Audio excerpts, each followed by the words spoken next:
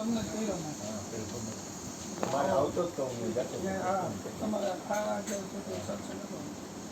પછી અમે એની બધી ગાડી બોલાવી સારવાર કરી 108 મયુર બાપુને અમે એના ઘરે પાછા સિવિલમાં લઈ ગયા ત્યાં તો ગાડી બોલાવી સિવિલમાં લઈ ગયા એના ઘરે પાછો હમણાં પેરેન્ટ્સનો હુમલો આવી ગયો પાછો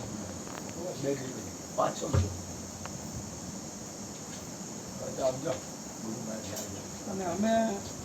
મેડિટેશન ટકી શું કામ રહ્યા છીએ કોઈ વસ્તુના આઈડા નથી એ પૈસા નથી જોતા રિક્ષા આપી લેવું હોટલમાં કામ કરી લેવું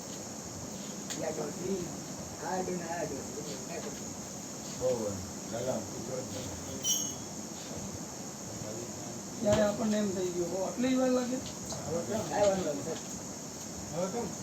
અત્યારે સારું છે એટલે બોલવાનું બંધ